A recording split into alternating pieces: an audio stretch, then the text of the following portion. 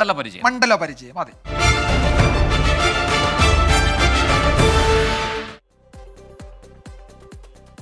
അത് രാജ്യത്തെ തന്നെ ഏറ്റവും ശ്രദ്ധേയമായ പോരാട്ടം നടക്കുന്ന ഒരു മണ്ഡലം ഏതെന്ന് ചോദിച്ചാൽ ഇപ്പോഴത് വയനാടാണ് എന്ന് നമുക്ക് പറയാം. രാഹുൽ ഗാന്ധിയും ആനി രാജയും നേർക്കുനേർന്ന മണ്ഡലത്തിലാണ് പോരാട്ടം കടുപ്പിക്കാൻ BJP സംസ്ഥാന അധ്യക്ഷൻ കെ സുരേന്ദ്രൻ കൂടിയെത്തിയത്. മണ്ഡലത്തിന്റെ പിറവി മുതൽ UDFന് ആധിപത്യമുണ്ട്. അവിടെ പേര് വയനാട് എന്നാണെങ്കിലും കൂടുതൽ നിയമസഭാ മണ്ഡലങ്ങൾ ജില്ലയ്ക്ക് പുറത്താണ്. കോഴിക്കോട്, മലപ്പുറം ജില്ലകളിലേക്ക് കിടക്കുന്ന ആ മണ്ഡലങ്ങളാണ് വിധിയെഴുത്തിൽ ഇത്തവണ നിർണായകമാവുക.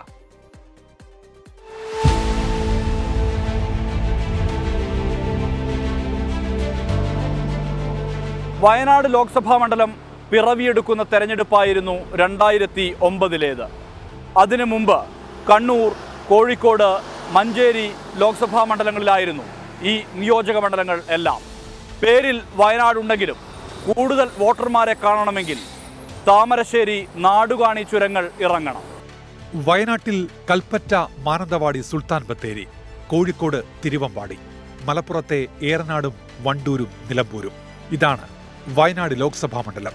ഇതിൽ UDF കരുത്ത് പ്രകടമാണ്.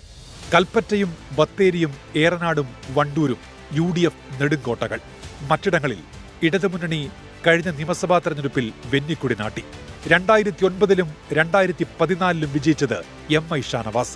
കഴിഞ്ഞ തവണ രാഹുൽ ഗാന്ധിയുടെ വരവോടെ സംസ്ഥാനമൊട്ടാകെ UDF തരംഗം. സാധാരണ ഇലക്ഷൻ വരുമ്പോൾ ഇലക്ഷൻ കമ്മിറ്റിയുടെ മൂവ്മെന്റിന് വേണ്ടിയിട്ടുള്ള അടിസ്ഥാനപരമായിട്ടുള്ള കാര്യങ്ങൾ നിർവഹിക്കും. അത് നിർവഹിക്കാൻ പറ്റിയിട്ടില്ല.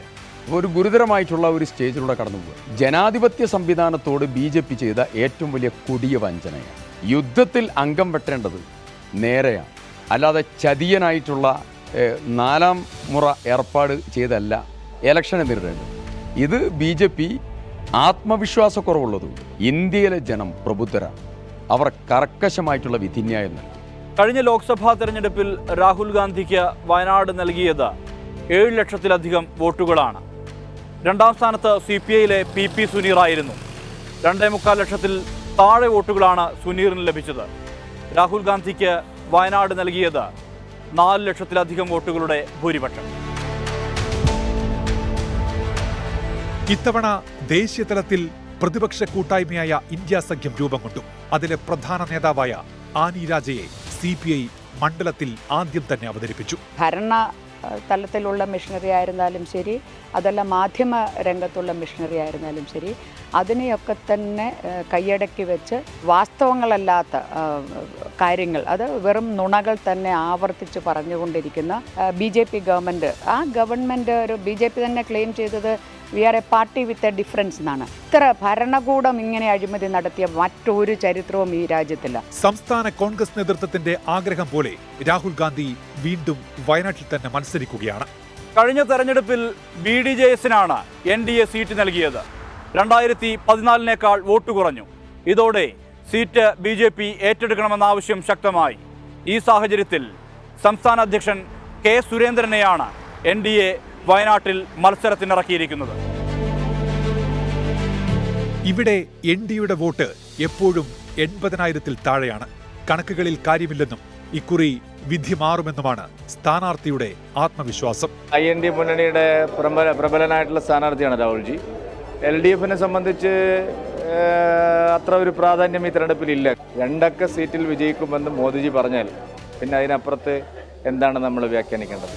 അത്രയ്ക്കും ജനവികാരമുണ്ട് സംസ്ഥാനം. വയനാട് ഉറപ്പായിട്ടും വിജയിക്കുന്ന മണ്ഡലങ്ങളിലൊന്നാണ്.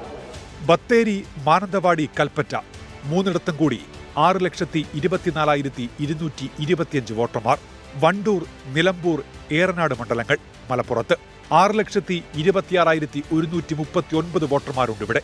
കോഴിക്കോട് ജില്ലയിലെ തിരുവമ്പാടിയിൽ 1,79,415 വോട്ടർമാർ. അതായത് 8,05,554 വോട്ടർമാർ വയനാട് ജില്ലയ്ക്ക് പുറത്ത്. വന്യമൃഗശല്യം, മെച്ചപ്പെട്ട ചികിത്സാ സൗകര്യം, രാത്രിയാത്രാ നിരോധനം, ആദിവാസി വിഷയങ്ങൾ, റെയിൽ കണക്ടിവിറ്റി, ബദൽ പാതകൾ, അങ്ങനെ ഒരുപാട് വിഷയങ്ങൾ ഈ തെരഞ്ഞെടുപ്പിൽ ചർച്ചയാണ്. ദേശീയ പ്രാധാന്യമുള്ള മണ്ഡലം എന്ന നിലയിൽ അത്തരം കാര്യങ്ങളും തെരഞ്ഞെടുപ്പ് പ്രചാരണത്തെ ചൂടുപിടിപ്പിക്കുന്നുണ്ട്. സുർജിത് അയ്യപ്പത്ത്, 24 വയനാട്.